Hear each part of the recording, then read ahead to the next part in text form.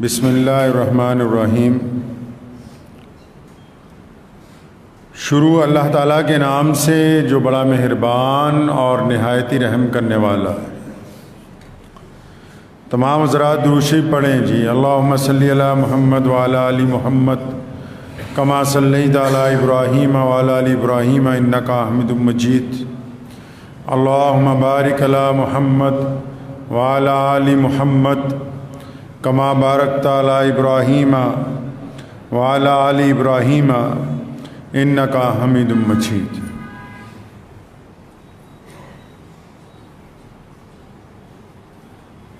روئیں تو وہ جو قائل ہوں اموات شہیداں کے،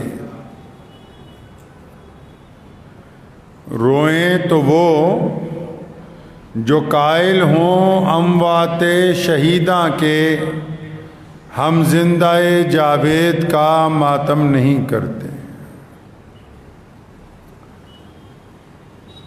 محرم کا یہ مہینہ اور اس کے یہ ابتدا کے دن جو ہیں،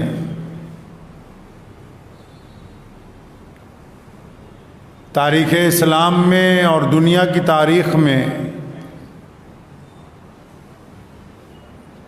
منفرد اور الگ شناخت رکھتے ہیں۔ عرف عام میں آپ لوگوں نے سنا ہوگا اکثر کہ یوم عاشوراء کا جو دن ہے، ہمارے یہاں اکثر لوگ تیاری کرتے ہیں کہ آج محرم منانے کے لیے جا رہے ہیں۔ محرم کا دن ہے کیا؟ محرم کے دن ہوا کیا؟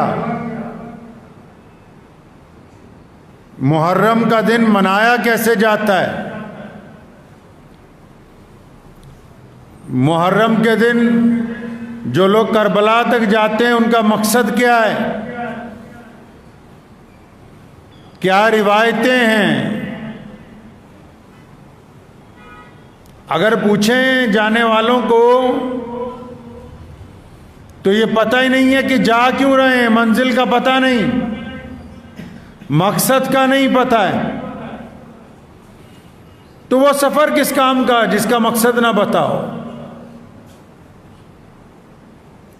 جس منزل کا نشان نہ بتاؤ کہ کہاں تک جاتے ہیں۔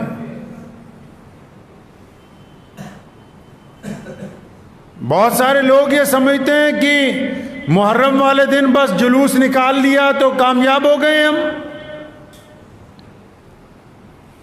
یوم عاشوراء کا دن جس کو 10 محرم الحرام کا دن کہتے ہیں، جس دن امام الانبیاء حضرت محمد مصطفیٰ صلی اللہ علیہ وسلم کے محبوب ترین نواسے سیدنا امام حسین رضی اللہ تعالیٰ عنہ نے میدان کربلا میں شہادت دی ہے، یہ اس شہادت کے دن سے پہلے رسول اللہ نے بتایا کہ یہ دن بڑی عظمت والا ہے۔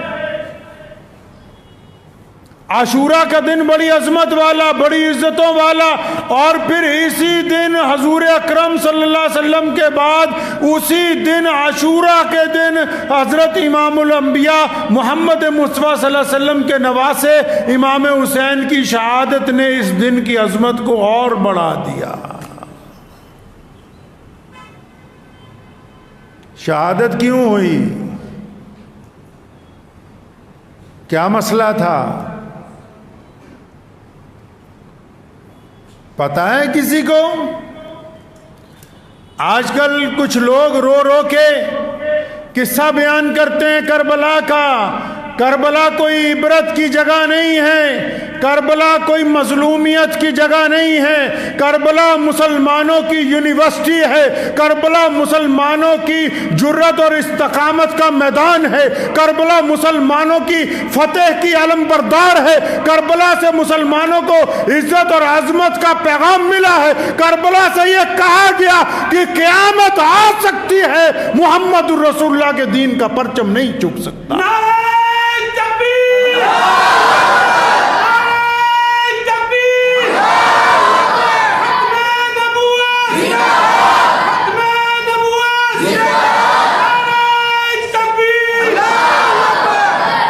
کچھ لوگوں نے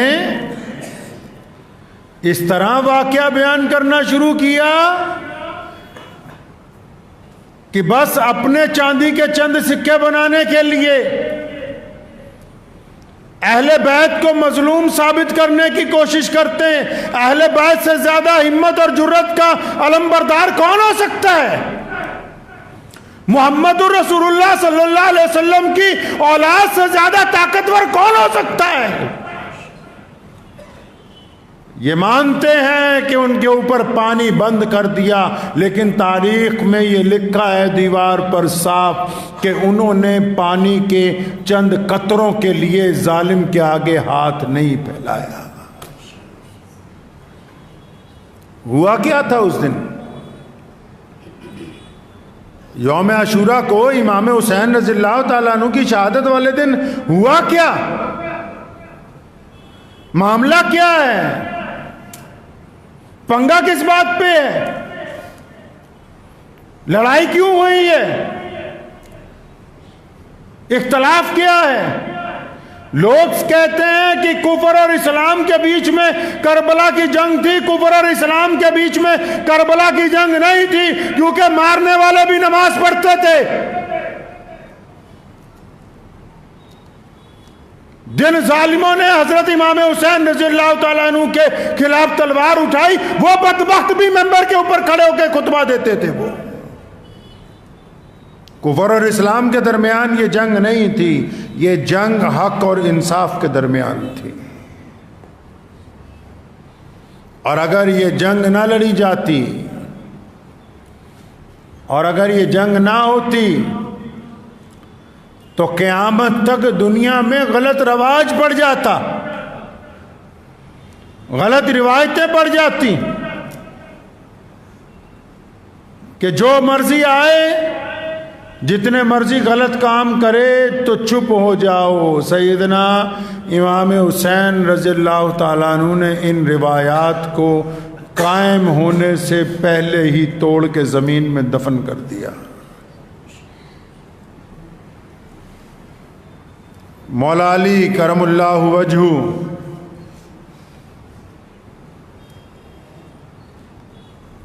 ان کی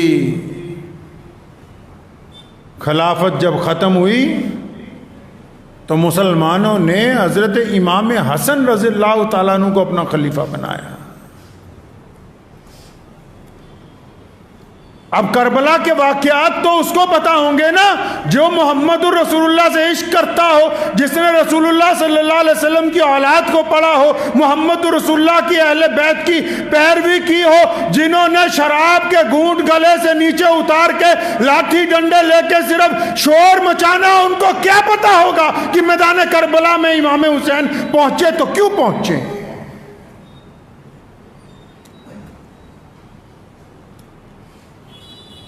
امام حسن رضی اللہ تعالیٰ عنہ کون؟ حضرت امام حسین کے بڑے بھائی، وہ مسلمانوں کے خلیفہ بنے. پتہ ہے آپ کو نبی علیہ الصلوۃ والسلام نے فرمایا تھا میرا بیٹا جو ہے حسن رضی اللہ تعالیٰ عنہ یہ مسلمانوں کی 2 جماعتوں میں صلح کروا دے گا. جب خلیفہ بنے تو دیکھا بھی مسلمان گروہوں میں بٹے ہوئے ہیں، تو حضرت امام حسن رضی اللہ تعالیٰ عنہ نے، آج کل تو کسی کو کوئی مسجد کی پردھانگی مل جائے نا 10 نمازی توڑوا دے گا، صدارت نہیں چھوڑے گا.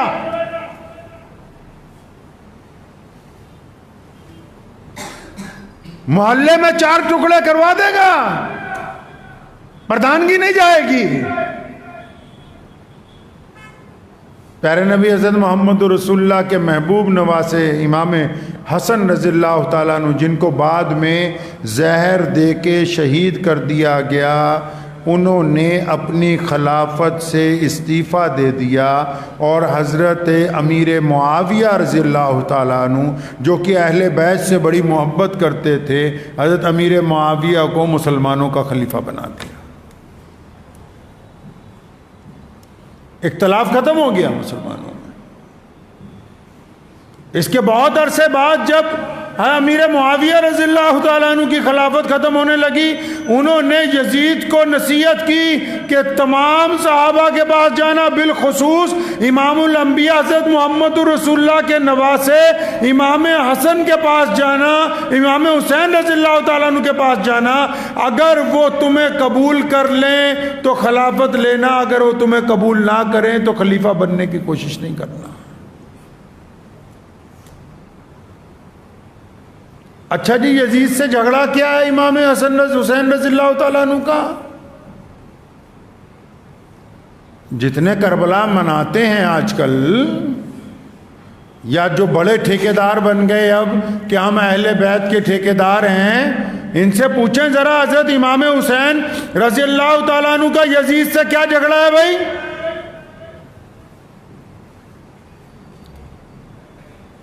امام حسین رضی اللہ تعالیٰ عنہ کیا خود تو خلیفہ نہیں بننا چاہ رہے؟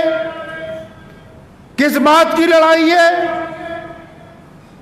جب امیر معاویہ رضی اللہ تعالیٰ عنہ کا وصال ہوا تو یزید نے تخت پر قبضہ کر لیا، چپ چاپ حلف لینا چاہا کہ اہل بیت اگر مجھ پہ حلف لے لیں گے تو پھر سارے مسلمان مجھ سے راضی ہو جائیں گے۔ تو کس بات کی ناراضگی؟ اس ناراضگی کا تو کسی نے ذکر نہیں کیا کہ نہیں محرم والے دن بڑھیا دیگ بناؤ، قورمہ بناؤ، بریانی بناؤ، زردہ بنا کے بانٹو، لنگر لگاؤ، جلوس نکالو۔ اور اب تو اللہ معاف فرمائے ٹھیکوں کے اوپر بھیڑ لگی ہوئی ہے کئی جگہ، اور جس کے نام پر نکلے جھگڑا کیا ہے، ناراضگی کیا ہے؟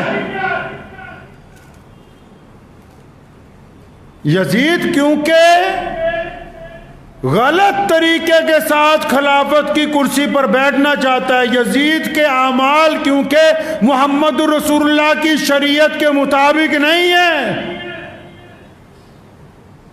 اگر یزید کو خلیفہ تسلیم کر لیا جائے تو مسلمانوں میں رواج پڑ جائے گا کہ جو بھی غلط آدمی ہو اگر وہ تخت پر بیٹھنا چاہے تو چپ چاپ اس کو مان لو۔ سارے بڑے بڑے چودھری ڈر گئے۔ امام حسین رضی اللہ تعالیٰ عنہ نے فرمایا کہ میں اپنے نانا کے دین کے اندر کسی گنہگار کو دخل اندازی کرنے کی اجازت نہیں دے سکتا۔ تاریخ اٹھائیے، سفارش کی گئی، حضرت امام حسین کی منت کی ہے پہلے، جو چاہیں دیں گے۔ حق بات کہنی، حق بات سننی بڑی مشکل ہے۔ کہا گیا کہ آپ کو جو چاہیے ہم دینے کے لیے تیار ہیں، اگر کہیں کی گورنری چاہیے، کوئی عہدہ چاہیے، مال دولت زر جو چاہیے آپ کو دینے کے لیے تیار ہیں، بس آپ اس خلیفہ کو مان لو۔ آج بھی تو پوری دنیا میں جو یزید ہیں، جو اس کے طریقے پہ چلتے ہیں، وہ بھی تو بار بار اہل حق کو کہتے ہیں کہ جو چاہیے لے لو اور چپ ہو جاؤ۔ تو آج کل تو لوگ دکانیں لگائے بیٹھے ہیں، آج کل تو قوم کو بیچنے کے لیے منڈی تیار ہے کہ جس کی دکان بڑھیا ہوگی، جس کے ساتھ زیادہ مولوی ہوں گے، زیادہ لوگ ہوں گے، اس کا بھاؤ اچھا ملے گا۔ بھائی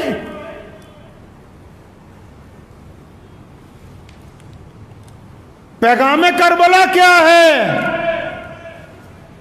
کہ پوری طاقت دشمن نے جھونکی ہے اس بات کے لیے کہ امام حسین رضی اللہ تعالیٰ عنہ کو قائل کر لیا جائے کہ اس غلط حکمران کو مان لو۔ تو امام رضی اللہ تعالیٰ عنہ نے صاف انکار کر دیا کہ میں کسی قیمت پہ اس کو تسلیم نہیں کروں گا۔ متعدد صحابہ نے کہا کہ اب آپ کیا کریں گے؟ فرمایا میں مدینہ چھوڑ جاؤں گا، کیونکہ میں نہیں چاہتا کہ میرے نانا کے شہر کے اندر لڑائی ہو۔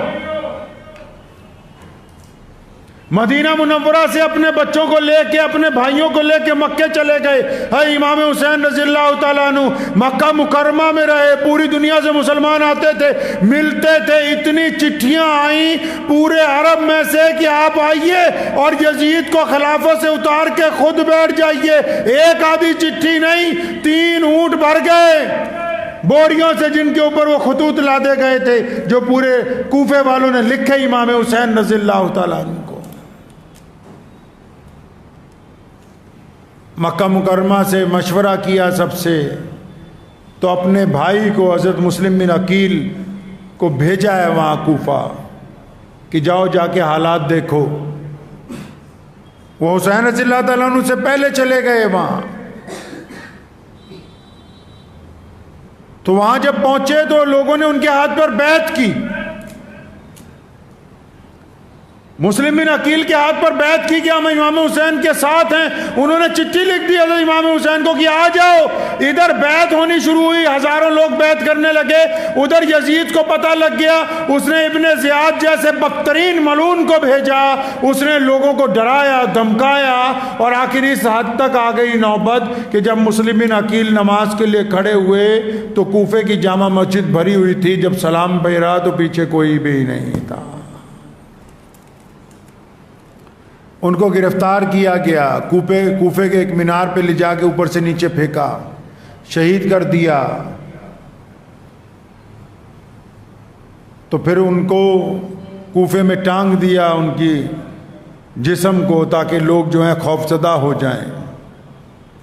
امام حسین رضی اللہ تعالیٰ عنہ راستے میں تھے, خبر ملی کہ آپ کے بھائی کو شہید کر دیا ہے. تو خبر دینے والے کو پوچھا کیسے, کس حالت میں تھا میرا شہید بھائی؟ فرمایا لٹک رہا تھا اوپر سب سے اونچے مینار پہ لٹکایا. فرمایا شہید ہونے کے بعد بھی ہمارا بھائی سر بلند ہے, سرنگو نہیں ہے.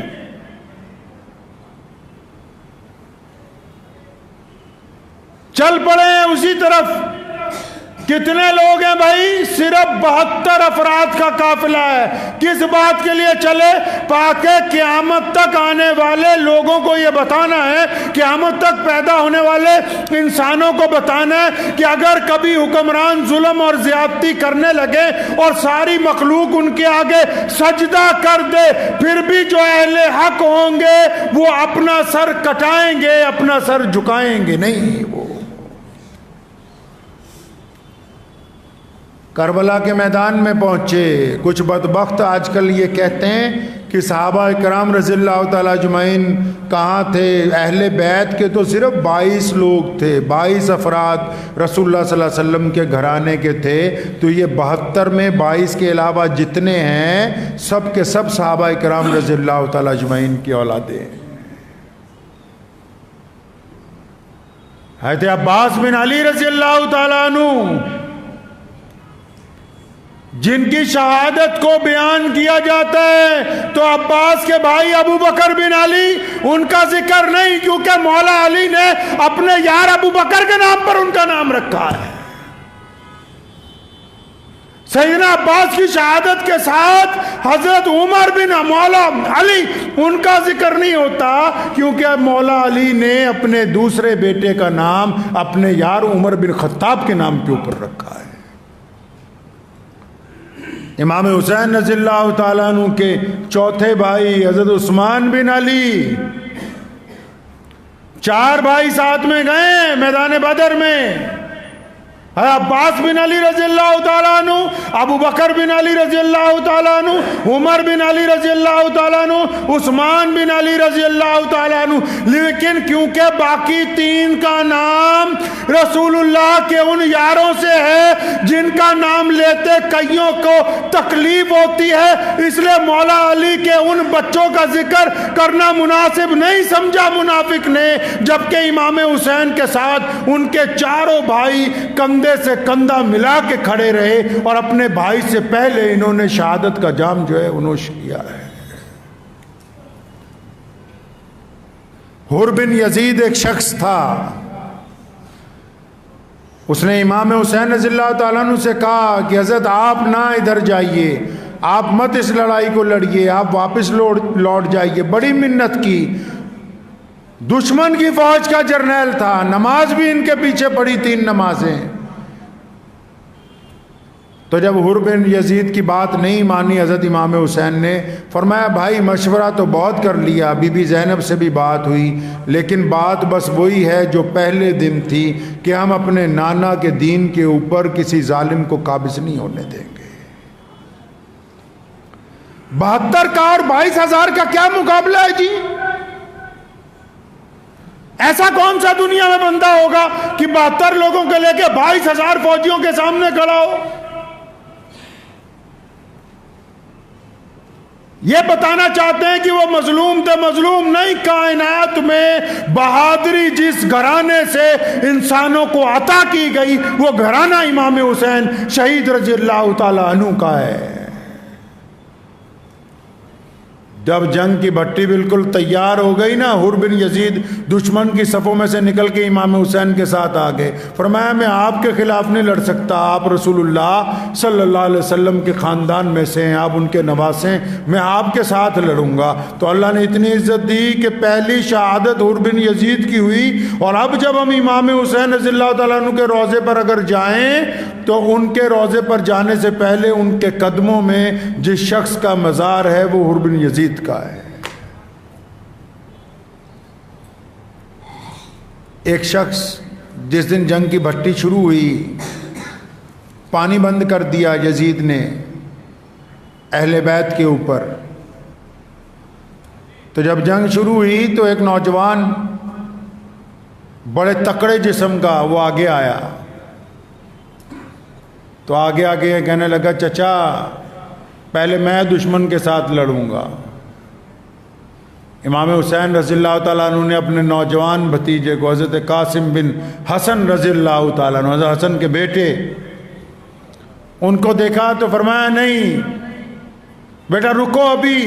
کہنے لگے اچھا چچا ابا نے انتقال کے وقت میرے بازو کے اوپر ایک تعویذ باندھا تھا اور مجھے کہا تھا کہ بیٹا قاسم جب کوئی ایسا وقت آ جائے کہ بہت بڑی پریشانی تمہارے پر کھڑی ہو جائے تو اس تعویذ کو کھول کے اس دن پڑھنا ہے۔ جب اس تعویذ کو کھولا تو وہ تعویذ نہیں تھا، اس کے اندر وصیت لکھی ہوئی تھی، لکھا تھا میرے بیٹے قاسم مجھے اپنے بھائی حسن سے بڑا پیار ہے، اگر کبھی تیرے چچا پہ وقت آ جائے تو چچا سے آگے رہنا، پیچھے نہیں رہنا۔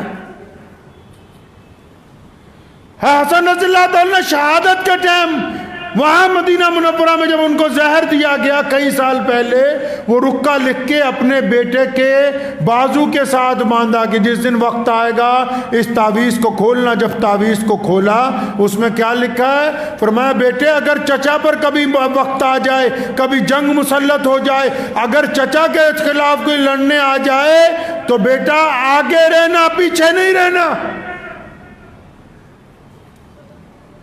کس سے سناتے ہو یار بار بار کہ پانی کے لیے ترس گئے تھے؟ یہ بتاؤ دنیا کو کہ امام حسن شہید رضی اللہ تعالیٰ عنہ کا نوجوان بیٹا قاسم جب گھوڑے پہ سوار ہو کے نکلا ہے، ایک بار حملہ کرتا تھا تو 10-20 دشمنوں کو زمین دوز کر کے پھر واپس آتا تھا، اور بعد میں آ کے اپنے چچا سے کہتا تھا چچا یہ دشمن بڑے بزدل ہیں، ان میں ہمت نہیں کہ ہم سے ٹکرا سکیں، ہاں اگر چند قطرے مجھے اور مل جائیں پانی کے، پیاس جب شدت پکڑتی ہے تو مجھے واپس آنا پڑتا ہے، اگر چند قطرے اور مل جائیں ان سب کے لیے میں اکیلا کافی ہوں۔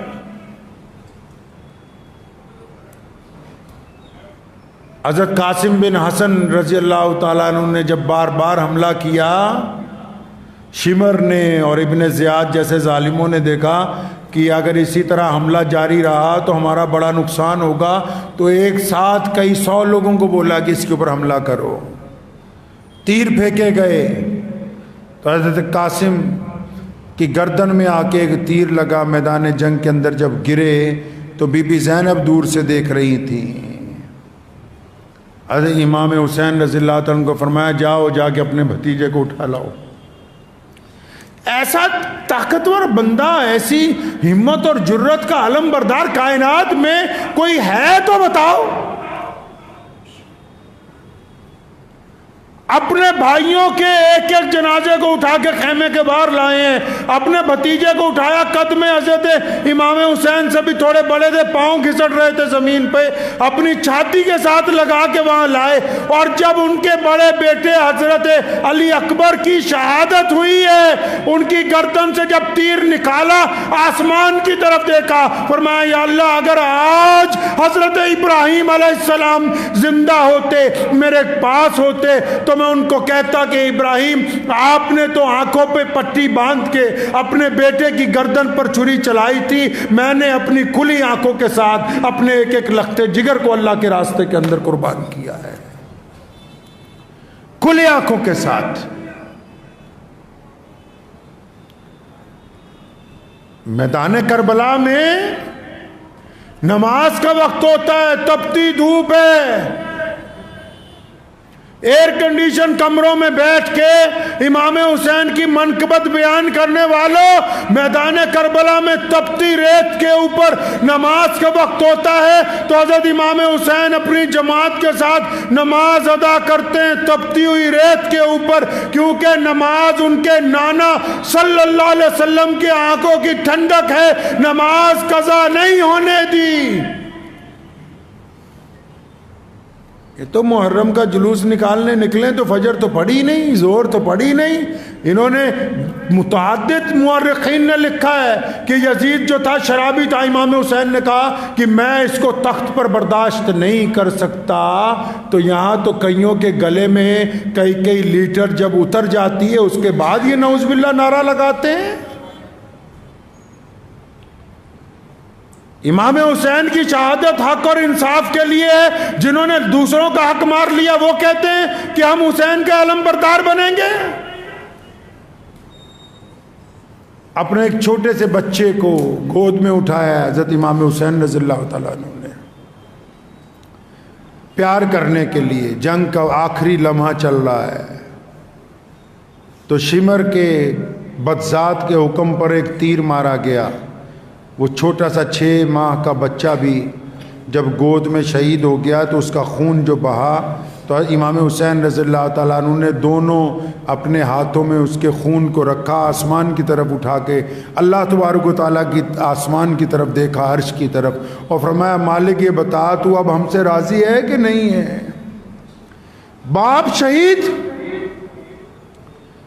باپ شہید، بڑا بھائی شہید، سارے دوسرے بھائی شہید، بیٹے شہید، بھتیجے شہید، اتنی بڑی قربانیاں دینے کے بعد، اور جن کے نانا نے ساری زندگی تکالیف کے اندر گزاری ہوں اور امت کو اتنا بڑا طاقتور دین دے کے گئے ہوں، ان کے نواسے امام حسین رضی اللہ تعالیٰ عنہ اتنی بڑی قربانی دینے کے بعد یہ کہتے ہیں، اپنے رب کے آگے سوال کرتے ہیں کہ اللہ آپ ہم سے راضی ہیں؟ اب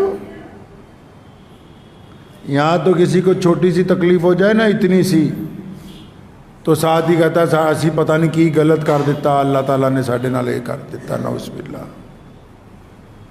جبکہ یہ نہیں پتا بھی صبح سے شام تک تو کر ہی غلط رہا ہے، بھائیوں کا حق مارنا، غریبوں کا حق مارنا، پڑوسیوں کا حق مارنا، ماں باپ کا حق مارنا، زیادتی کرنا، ظلم کرنا،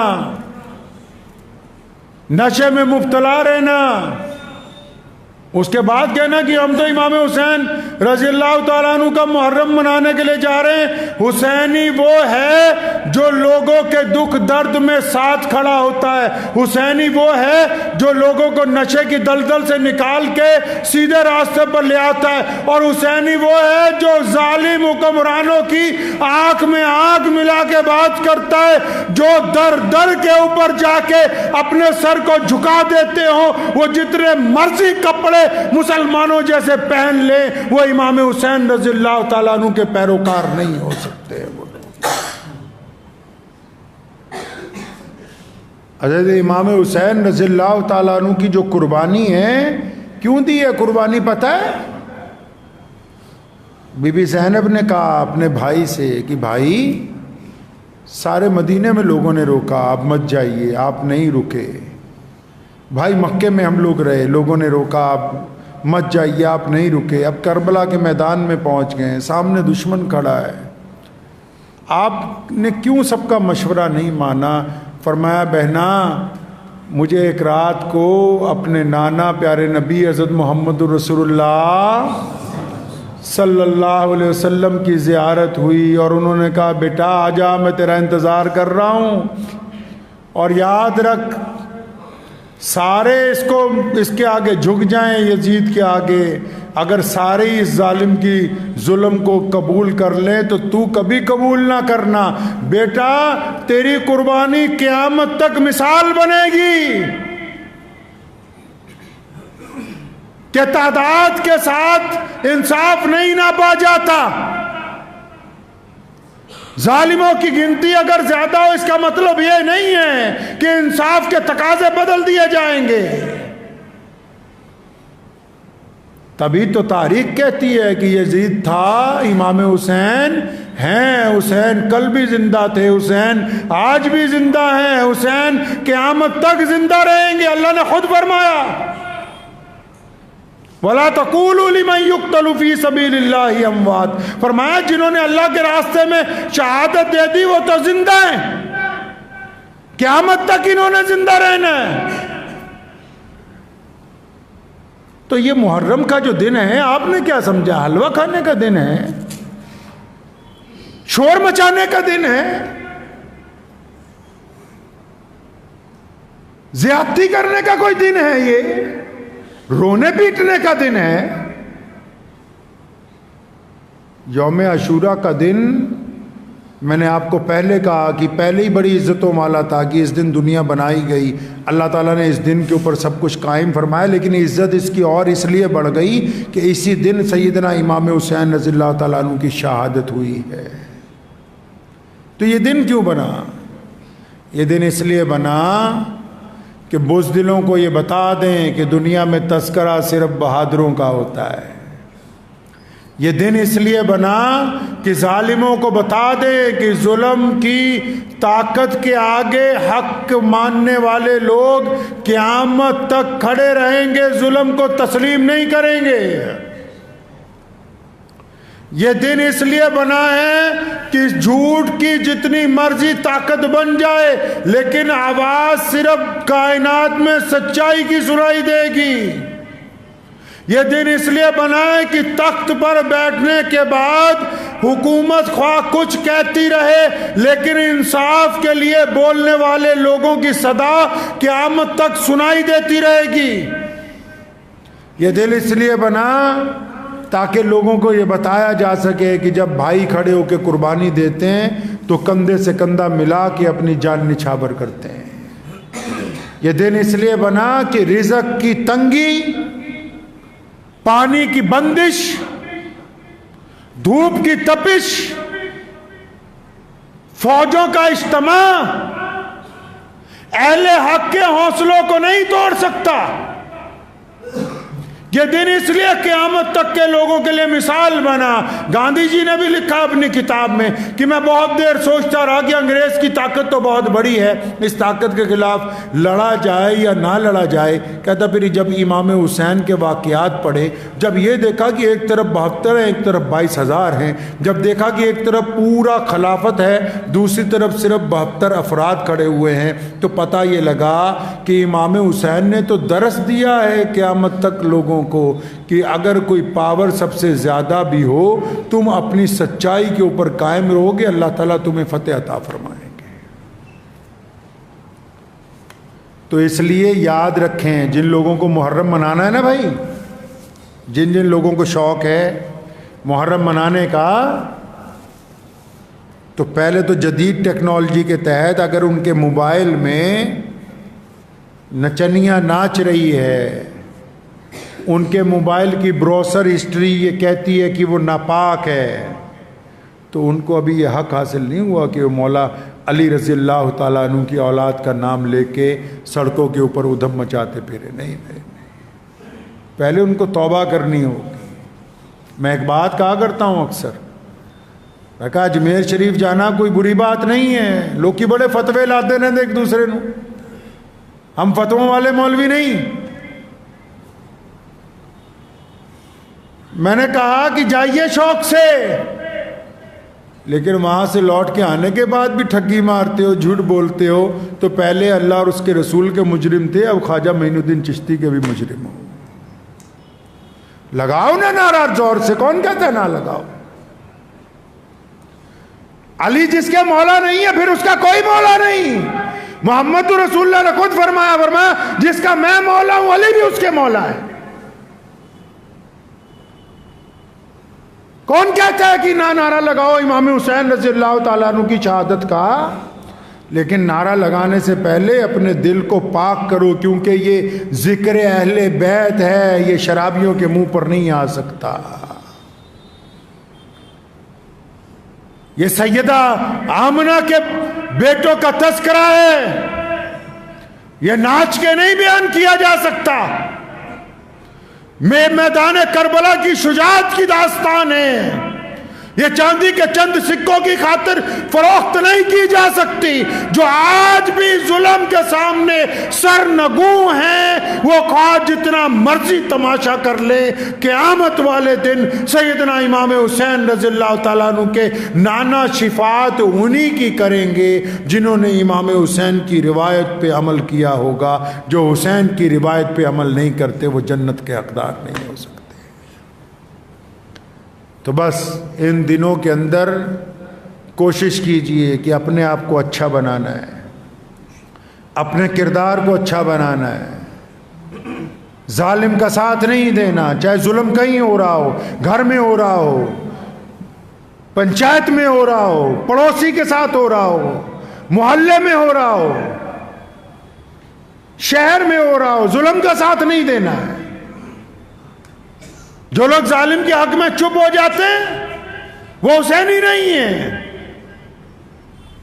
یہ جو دن چل رہے محرم کے، 2 محرم سے لے کے 10 محرم تک، آپ کو کیا پتا، ہمیں کیا اندازہ ہو سکتا ہے یہ دن میدان کربلا میں اہل بیت نے گزارے ہیں. ان دنوں میں انہوں نے بھوکے پیاسے رہ کے رسول اللہ کے دین کی حفاظت کی ہے. یہ وہ دن ہیں جن کی وجہ سے آج یہ دین ہم تک پہنچا ہے. وہ شہادت اگر اس دن نہ ہوتی، امام حسین اپنے اولاد کے ساتھ، بھائیوں کے ساتھ اگر نہ ڈٹتے، تو کون تھا جو قیامت تک ان مساجد کو ایسے قائم رکھ سکتا جو آج ہیں؟ ورنہ جو بادشاہ بیٹھتا وہ کہتا کہ دین تو میرے مطابق چلے گا.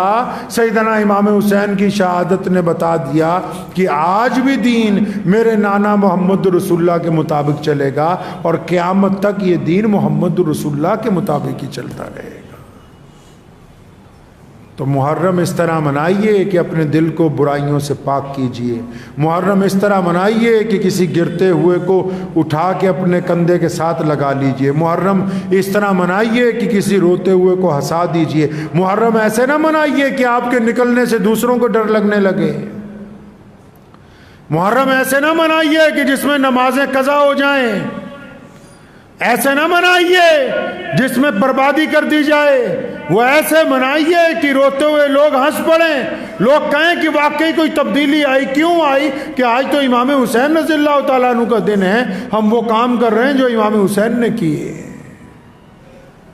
تو یہ دن بڑے اللہ تبارک و تعالیٰ کے حضور استغفار کے دن ہیں، درود پاک پڑھنے کے دن ہیں، اہل بیت کے آگے اہل بیت کے ساتھ وفاداری کا حلف دہرانے کے دن ہیں. اور اب وفاداری کا عہد جو ہے نا وہ دل سے دہرایا جاتا ہے، ورنہ جن بدبختوں نے، جن جہنمیوں نے امام حسین رضی اللہ تعالیٰ عنہ کو شہید کیا اور ان کی اولاد کو شہید کیا، حضرات صحابہ کرام کی اولادوں کو شہید کیا، وہ بھی بدبخت نماز کے اندر درود شریف پڑھتے تھے. جب تک دل مسلمان نہ ہو جائے تب تک بات نہیں بنتی. تو محرم منائیں اس کے پورے جاہ و جلال کے ساتھ. محرم منائیے جو اس کی روایتیں ہیں اس کے ساتھ.